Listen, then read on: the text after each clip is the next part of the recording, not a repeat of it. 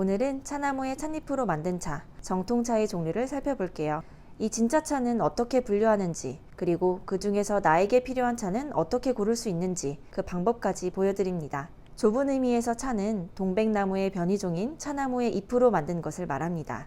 그리고 차는 차나무의 산지, 품종, 찻잎의 크기, 체엽 시기, 제차 방법 등 무수히 많은 조건에 따라 모두 달라져요. 중국에는 평생 동안 매일 다른 차를 마셔도 세상의 모든 차를 다 맛보지 못한다는 말이 있을 정도죠. 이렇게나 다양한 차, 필요에 따라 여러 가지 기준을 두고 분류할 수 있겠죠. 그 중에서도 산화 발효의 정도로 차를 분류하는 경우를 가장 많이 들어보셨을 거예요. 같은 찻잎이라도 어떻게 만드느냐에 따라 산화 발효되는 정도가 달라지고 그 정도에 따라 색향미에서 완전히 다른 차가 되기 때문이에요. 이렇게 제차 방법에 따라 중국 차계에서는 차를 녹차, 백차, 황차, 청차, 홍차, 흑차로 분류하기도 합니다.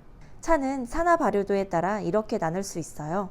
0에서 5%는 비발효차, 5에서 10%는 준발효차, 10에서 30%는 약발효차, 30에서 70%는 중발효차, 70에서 90%는 강발효차, 그리고 차가 만들어진 후 미생물에 의해 발효 숙성이 진행되는 후발효차가 있어요. 여기서 잠깐 산화와 발효에 대해 알아볼까요? 발효는 미생물이 작용하여 유기물을 분해시키는 것을 말하고, 산화는 찻잎의 주요 성분인 폴리페놀과 공기 중의 산소가 만나서 폴리페놀 산화효소의 작용으로 변화하는 것을 말합니다. 쉽게 말해서 찻잎에 일어나는 변화가 주로 미생물에 의한 것이면 발효, 산소와 산화효소의 작용에 의한 것이면 산화라고 할 수 있어요. 그래서 미생물이 관여하는 후발효차를 제외하고 차계에서 말하는 발효차는 사실 산화차라고 해야 맞겠죠.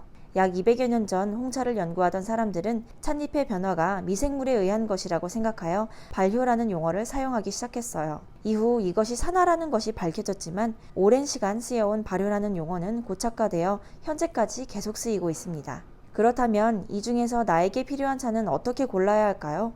사실 산화 발효도는 차를 만드는 입장, 공급자가 차를 분류하는 기준이죠.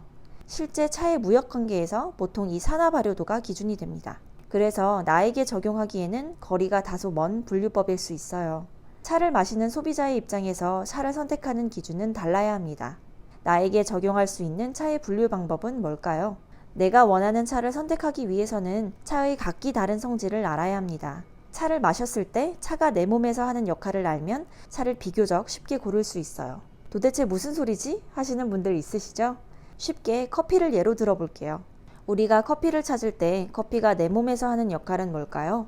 잠을 쫓아주고 정신을 번쩍 들게 하죠.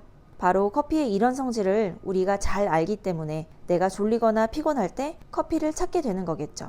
마찬가지로 다양한 차의 성질을 알면 내가 필요할 때 그에 알맞은 차를 선택할 수 있어요. 나에게 이롭게 차를 활용할 수 있는 것이죠. 차는 그 성질에 따라 크게 5가지로 나눌 수 있습니다. 기준은 바로 동양 철학의 오행이에요. 모든 사물을 5가지 운동성으로 나누는 이론인데요. 사물의 주된 성질이 위아래로 자라나는지, 위로 올라가는지, 풀어지는지, 응축되는지, 아래로 내려가는지에 따라 분류하는 겁니다.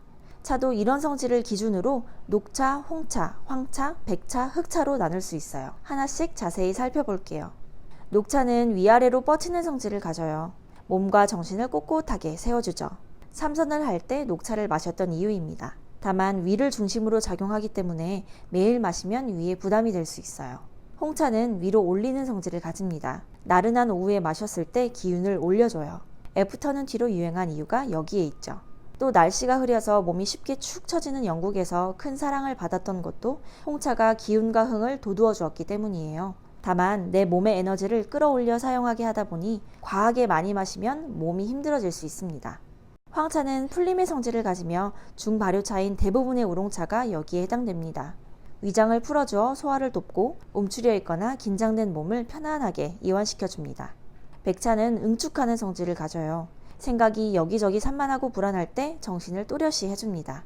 다만 현재에는 이런 응축의 성질을 제대로 가진 백차는 차 시장에서 찾기가 어렵다고 해요. 마지막으로 흑차는 아래로 내리는 성질을 가집니다. 보이차가 대표적이죠. 화가 나거나 머리가 복잡하고 뜨거울 때 차분하게 가라앉혀 줄 수 있어요. 온기를 아래로 내려주어 아랫배와 손발을 따뜻하게 해주기도 합니다. 이렇게 내 몸에서 작용하는 각기 다른 차의 성질, 재미있지 않나요? 한번 생활 속에서 적용해보세요. 정신이 없고 해롱해롱하다면 제대로 만든 녹차 한 잔으로 정신을 좀 차릴 수 있겠죠.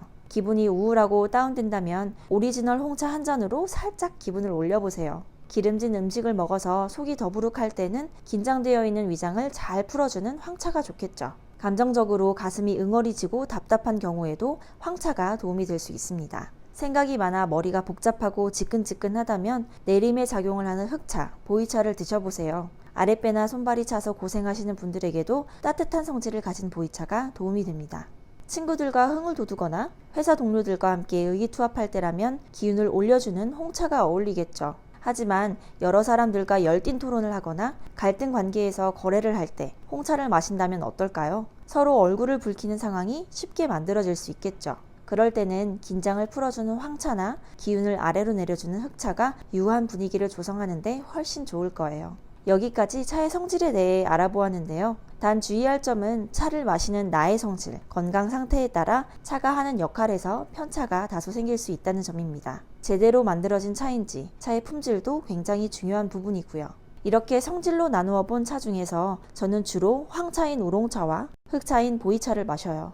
조금 더 내 몸과 마음이 편안하고 안정적이었으면 하거든요. 올라가 있는 것은 내려주고 뭉쳐있는 것은 풀어주고 힘들고 지쳐있던 몸이 차를 만나서 참 많이 바뀌었어요. 마음도 덩달아 많이 편안해졌습니다. 많은 분들이 이렇게 나의 상태와 상황에 맞게 차를 주체적으로 선택해서 생활에 함께 하셨으면 좋겠어요. 차는 정말 좋은 친구니까요. 오늘의 영상이 도움이 되었길 바라며 좋아요와 구독으로 응원 부탁드립니다. 오늘도 차와 함께 편안한 하루 되세요. 고맙습니다.